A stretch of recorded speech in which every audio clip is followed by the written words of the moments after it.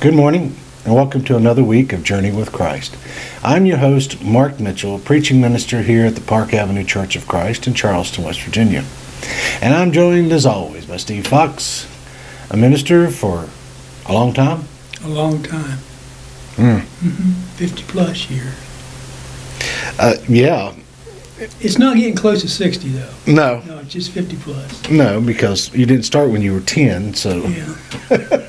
I'm just tickled to death that I got that many churches that asked me to come and preach. Yeah. Because when I was a senior at Harding, when I was in college, I was voted most likely to split a church. So for preaching that long in the Valley, I guess that's some kind of accomplishment. Yeah. It is. It absolutely is. And having followed in your steps here, and directly behind you, it is quite an accomplishment, because standing up in front of, speaking in front of everybody, that might be the easiest part of the job. It's a great challenge, and that's one of the things we're going to study this morning, when people have differences of opinion. Whew, boy, it's really nice when you and your wife agree about everything. Yeah. But that doesn't happen very often. No. I mean... So it's not going to happen in the church either. Sometimes you'll even have the discussion of what you're going to eat might, be a problem. So, And having said that, I noticed, and I told Steve about it, that we had quite a few views last week, up from what we normally have, and I told Steve, I'm sure it had a lot to do with the topic. And I understand that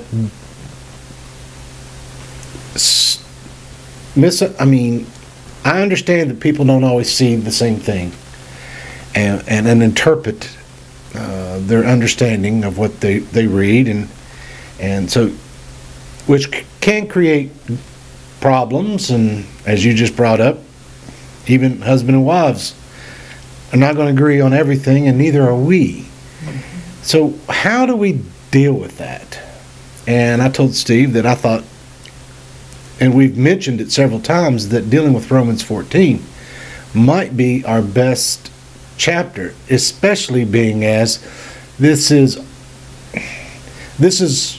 the beginning of the closing remarks that Paul has for this entire letter he's been writing.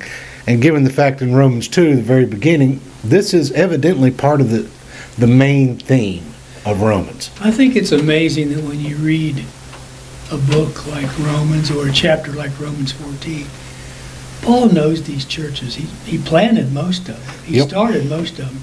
So here are a group of churches in that area where they're not real sure about how to figure this out, because Christianity's just a baby. Christianity's new. Absolutely. And so you got all these different ideas, and Paul writes Romans 14 to say it's not going to be that way all the time. Not everybody's going to agree with everybody else. And if you look at especially 1st and 2nd Corinthians, Colossians, there are all Galatians, there are all kinds of books where Paul is saying, here are some things that are methods, and here's some things that are issues of salvation. You can't change those. We can't. If a verse says something causes salvation, or he that believeth and is baptized shall be saved, if you see those words in the you know that Paul and other New Testament writers are writing them to say, can't change this. Right. But then there's some other things that don't make any difference. And on the flip side of it, talking about what we talked about in Romans chapter 2, there's also some paths that change circumstances. So, well, let's just go ahead and go to Romans 14. I think we ought to do that. And you want me to read, or you want to read? I'll read the first 4 verses. All right. And you can read the rest of the chapter. All right. As for the man who is weak in faith, welcome him, but not for disputes over opinions. We can stop right there. Wait. Okay, we're done. We're done. Next week. Did you hear that? Before I continue to read here, I honestly believe that this is one of the most abused And passages misunderstood. and misunderstood, because if you read Romans 14, read it 2 or 3 times and then say, What am I arguing about? does my church follow that? Does my church follow those ideas and those principles? Do me and my neighbor follow that? Yeah. I loved the church where I grew up, had a lot of people who were great influences in my life, but we also had a lot of people who could not in any way say, well, I disagree with you about that, so I can't go to church here. I need to take my Bible and go down the street and start another church. Yeah, in fact, I'm going to read from the NIV, which nothing wrong with what you read. It's just, Okay. sentence diagrams are sometimes different. Except the one whose faith is weak without quarreling over disputable matters. I mean, basically, you don't have to win, except someone whose faith might be different than yours. Without quarreling over disputable matters. Well, of course, that's always been the caveat that the baseball bat that people have used in order to, that's it. It's a disputable matter. Well, according to Paul, like you just said a while ago, disputable matters that list is not that big. Yeah. When I was a little boy and all this stuff was happening in our church, and I didn't have any idea what was going on. I knew some people were mad at some other people, and so when it came to the subject of divorce and remarriage, several families left our church and went down the road and started another church, which is, by the way, still there today after all those years. But then that church split over the issue of going to war. Can you go to war and kill people? Or should you not go to war and kill people? So they split over that. And so we had the local preacher there who baptized me, told me one time, he said, I must be a pretty good evangelist, because when I first came here to Mansfield, there was one Church of Christ, and now there are 4. Well, yeah, I'm convinced that if they had read this chapter and practiced this chapter, they might have been able to get along. well, at the very least, grasp, as we keep reading further, the enormity of what Paul is really saying. Mm-hmm. This is not just like if you want to.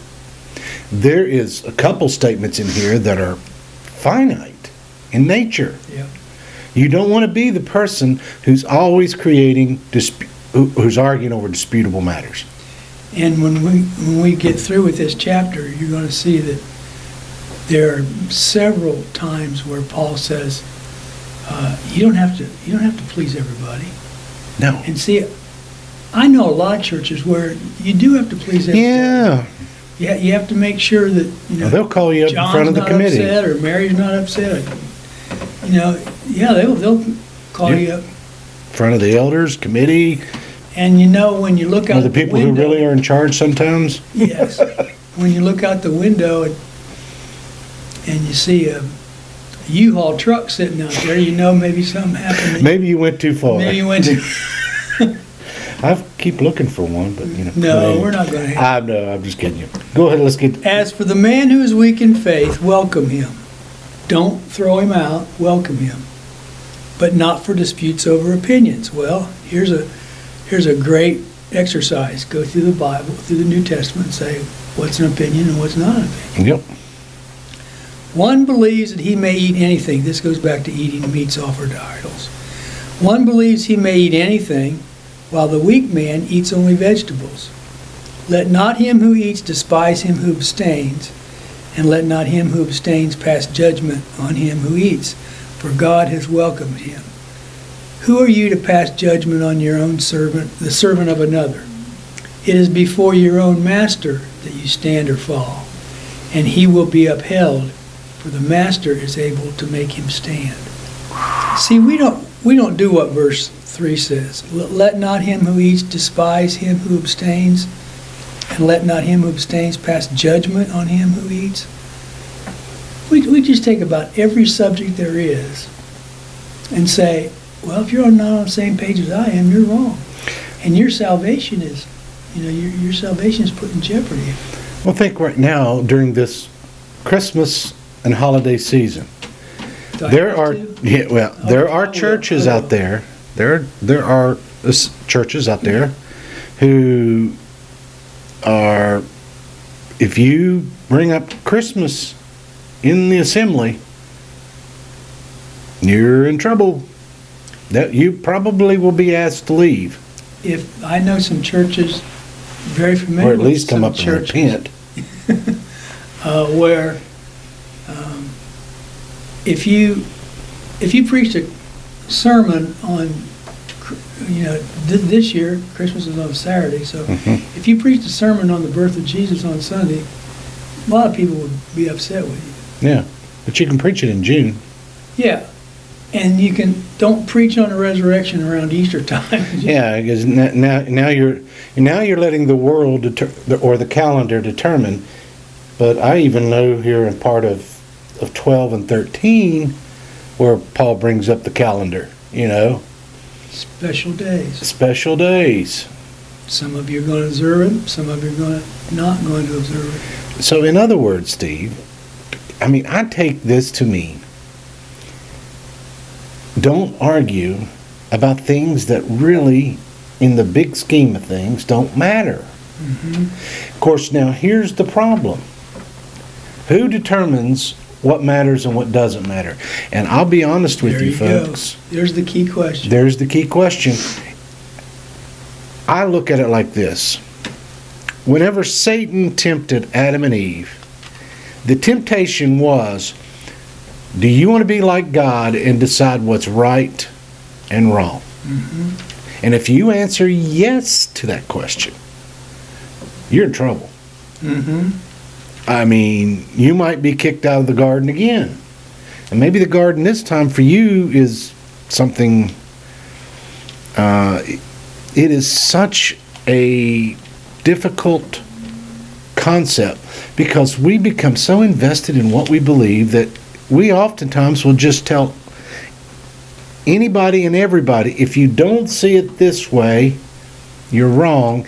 And when you do that, you're declaring you are God.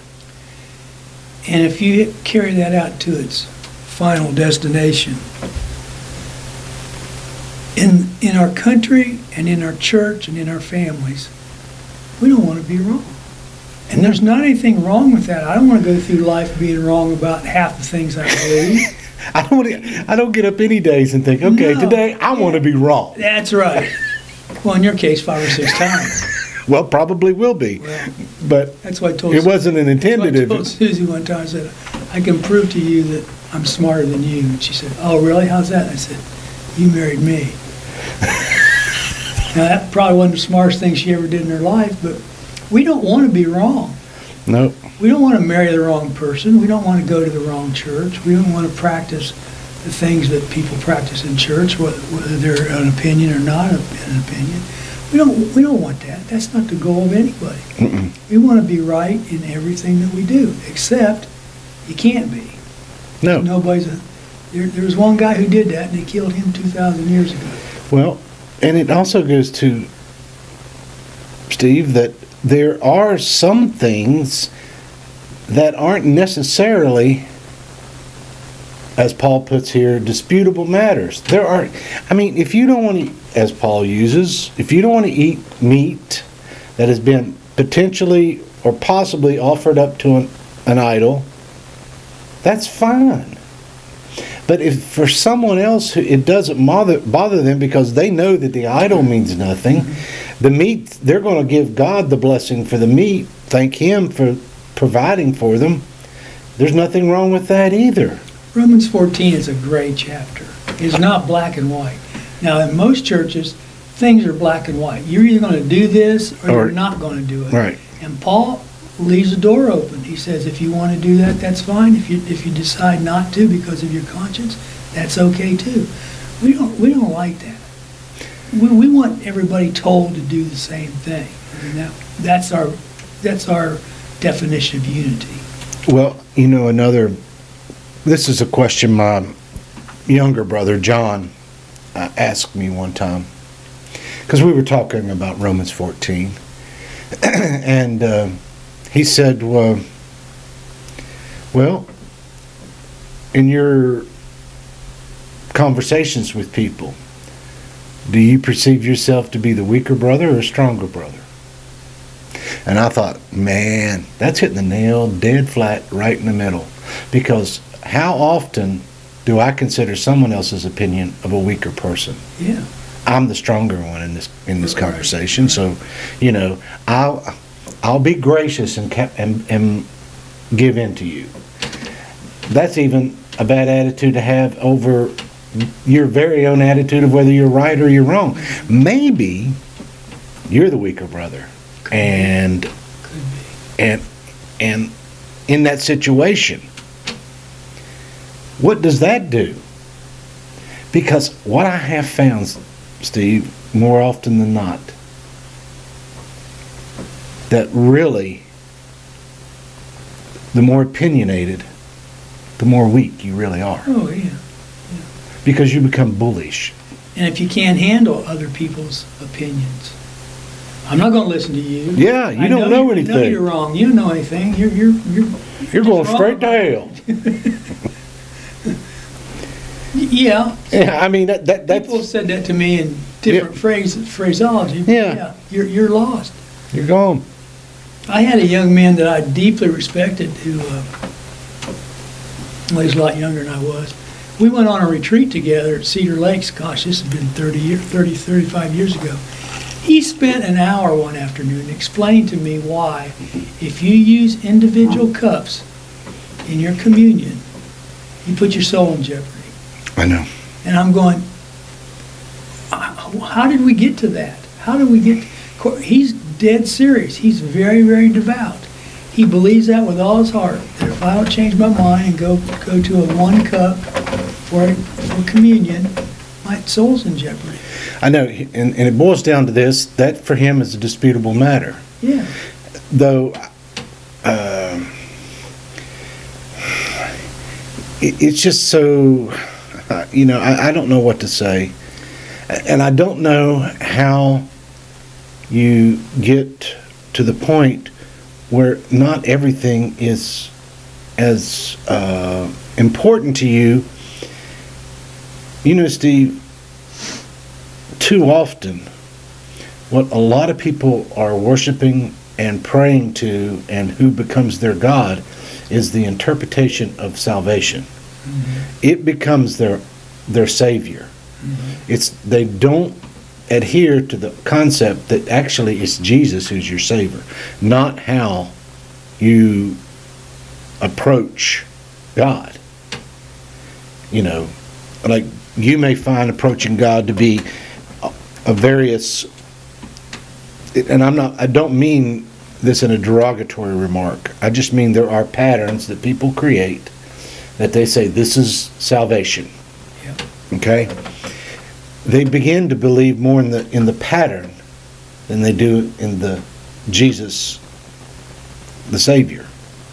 And that's what oftentimes creates our biggest disputable matters. And if you really have that pattern idea in your head, you just hand somebody a New Testament who's never had one before and say, okay, tell me what the pattern here is. Tell me what the pattern in this book is. They're going to write some things down and they're going to leave some things out. That's right. And all of us are like that. We have no idea what the exact pattern is in the New Testament, except for the fact that the Gospels explain to us very, very clearly that Jesus is the pattern. I like how a lot of times we've used that first century, we're going to restore first century Christianity back to the pattern. Mm-hmm. But I have very seldom seen very many people who saying, okay, we're going to have everybody sell part of the property and give it to the church so we can use it. Now that pattern got lost. There's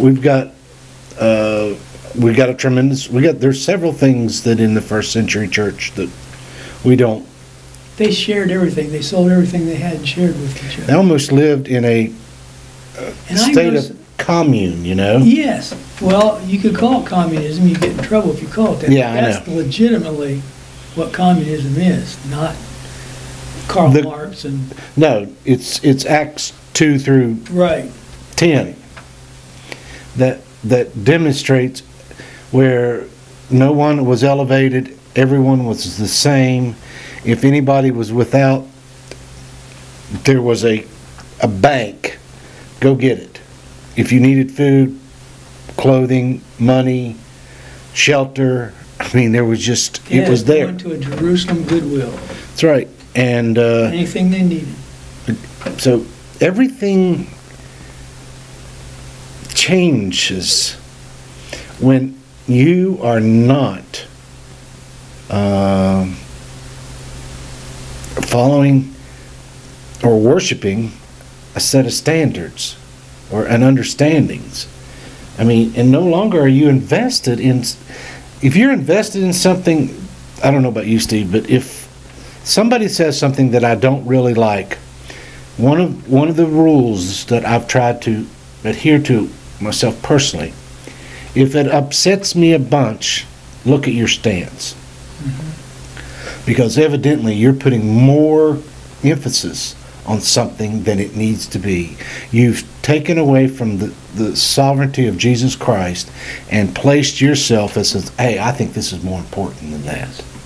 And in those discussions like that, when you figure out what's on the list and what's not on the list, everybody's list is going to be different. Everybody. Susie and I couldn't even fellowship the guy I was 25 years ago. No. I was a little bit different than back then. But, and I know you're in the same canoe because we've had that discussion before. It's just amazing to me how people will take little tiny things, and Paul says here, he's the one who is welcoming other people for disputes and opinions. Don't do that. Well, Welcome them, even if they are on your side or not on your side, if they are not matters of salvation. If they're matters of salvation, you better hit those things, and you better hit them hard, and you better have biblical proof that this is a matter of salvation. yeah. Demonstrate, not just give your opinion. Mhm. Use. But you- Actually, I'm more inclined to use, if I'm in doubt, I go to Jesus's words, because that's straight from God. That's going to be the rest of the chapter. That's right. And we were talking earlier about this disputable matter, and we've been talking about it. But verse 4 for me has always been the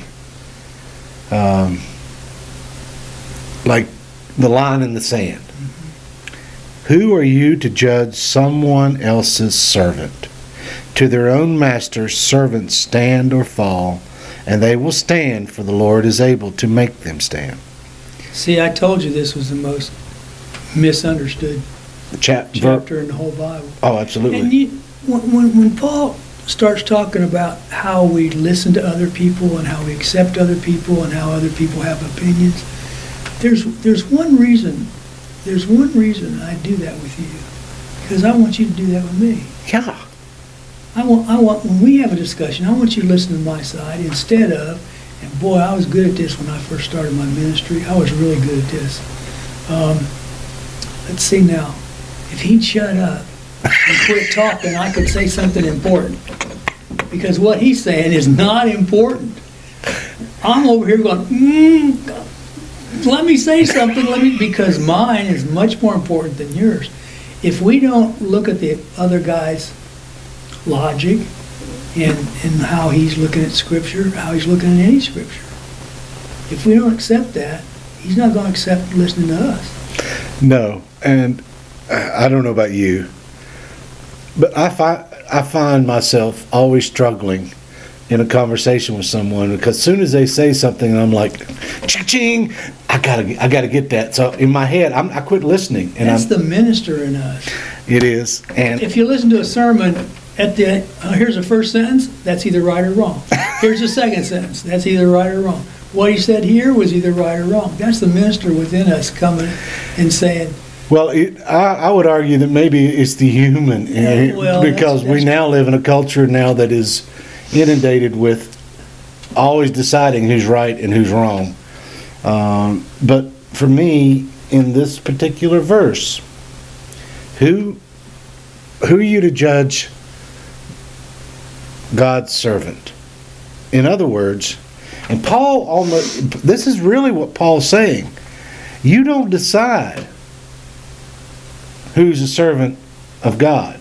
You welcome him because God welcomed him. Whether you understand why or not. Exactly. And how many people today living in our culture say they will go and fight it to the end that, hey, you're not a servant of God. You just think you are. In the 60s and 70s and 80s, Christianity, and I'm using that in a loose term, we argued and argued and argued about versions of the Bible. If you use one that's different than mine, well, that's not right. Yeah.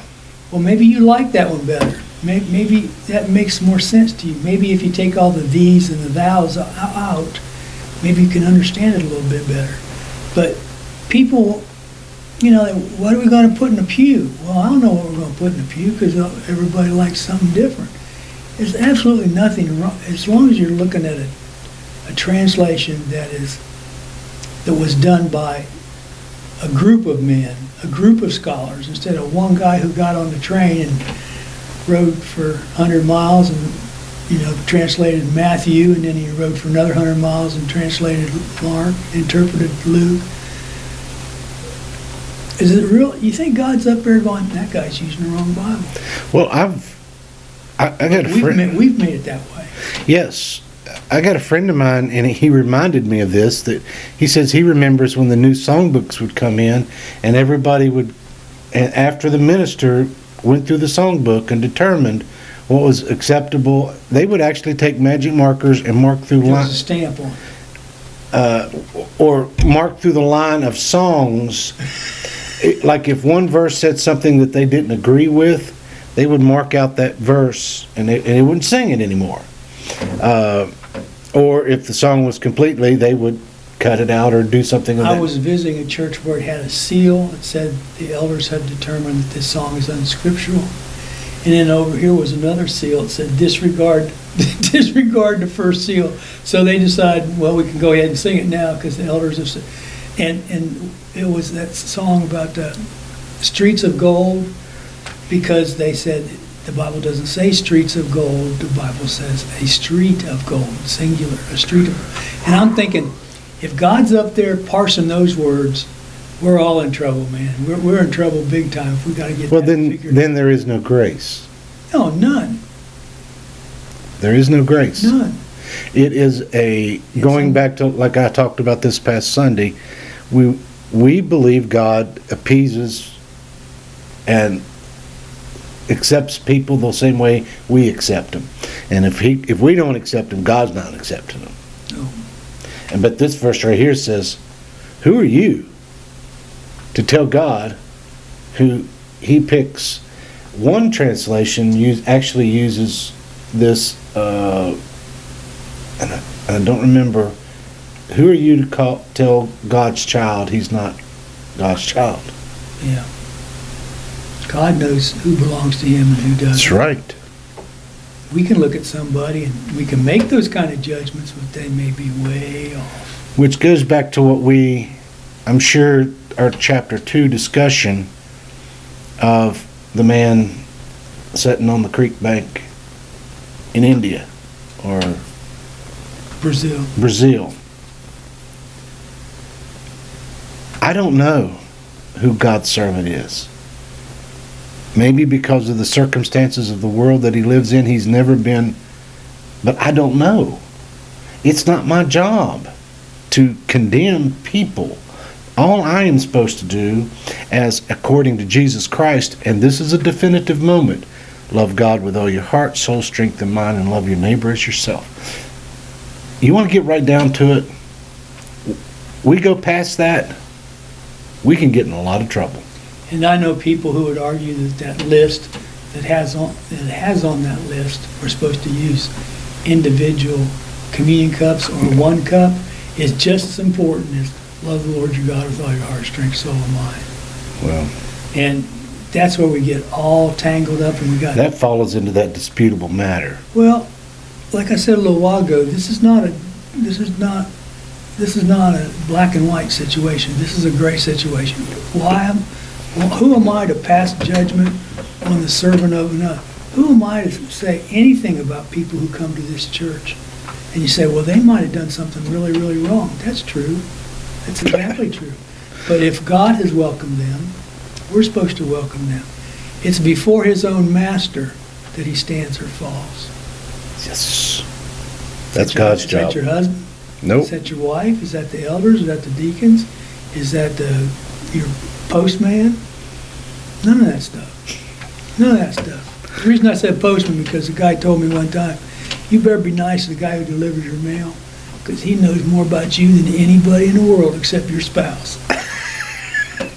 Well, that might have been true 20, 30 years ago, but now your internet provider knows you better than anyone. That's true. Yeah, there you go.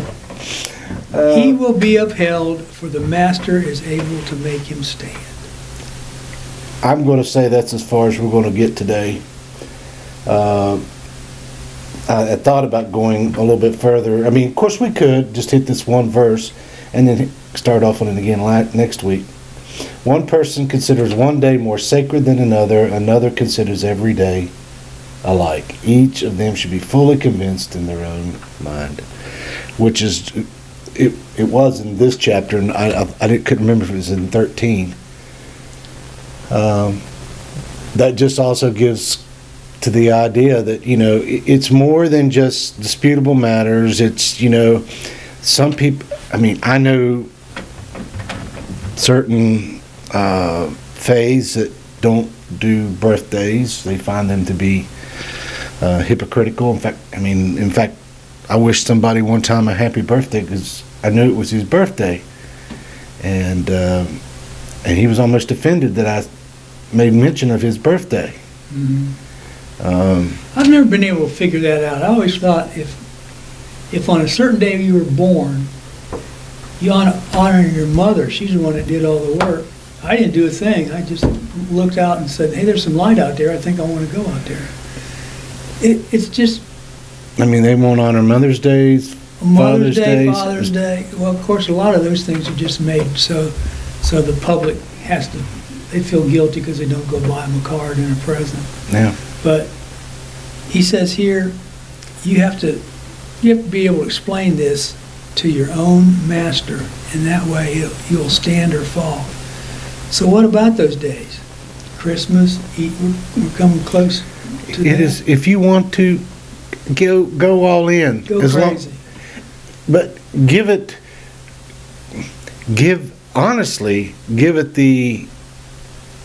the true nature, going back to what we talked about in Romans 2.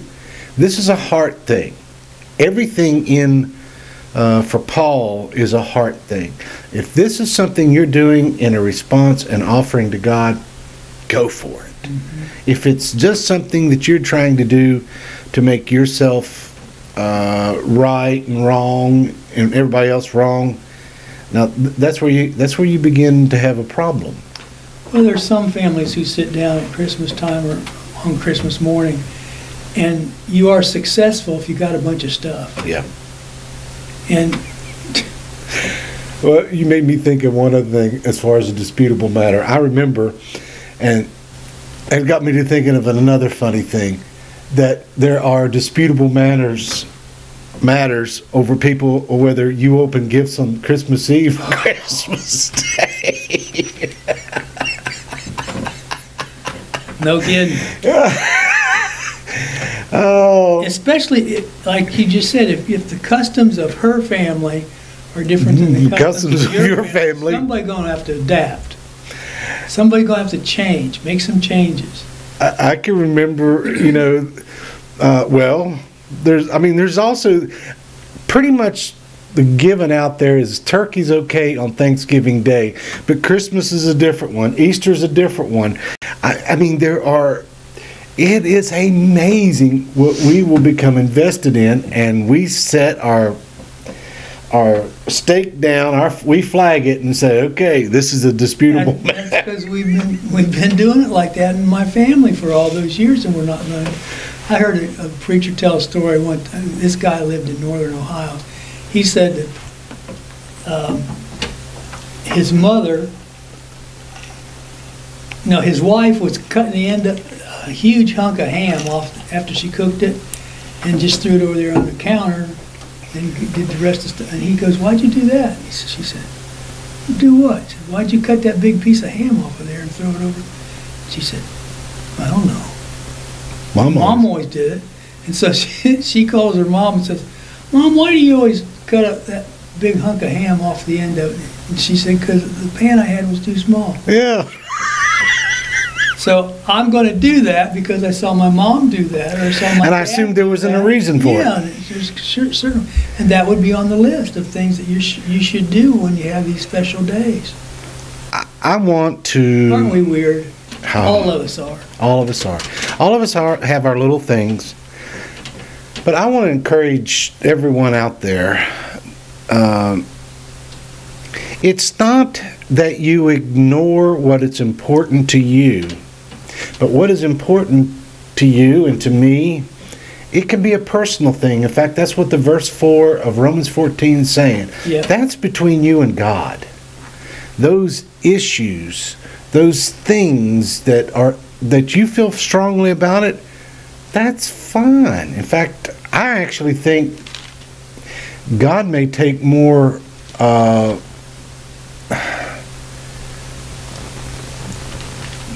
awareness of just how truly important it is to you, but yet at the same time how truly loving you are to someone else who doesn't see it that way. You know?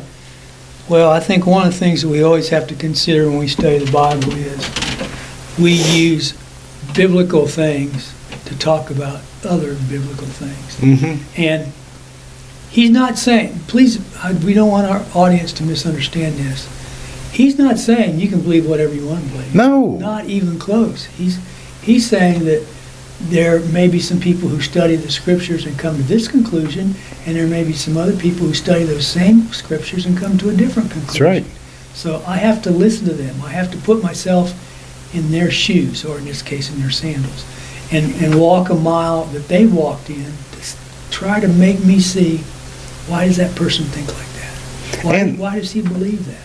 And okay, and let's say it's to us a disputable matter. As I have shared with people many times, I have no verse that tells me that I can tell them that what they believe is going to send them straight to hell. But what I can tell them is why I believe what I believe. And love them and accept them even if they don't.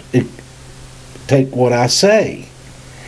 You know, it's not my job to go out and I've heard people say this, well, if you don't make it a heaven and hell issue, you may send their soul to hell. Well, no. If I share my faith, what I believe, and that's as far as it goes, there's nothing wrong with that. At the same time, I let them, you have to come to your own conclusion. Because is that not what all of us have to do? If the people go to heaven who were right in their life about everything, heaven's going to be a pretty empty place. I don't know anybody that makes it. Well, I'm pretty close. Well, except for the humility. I've been working more on my humility recently. Okay. All right. Not for me. This is a disputable matter.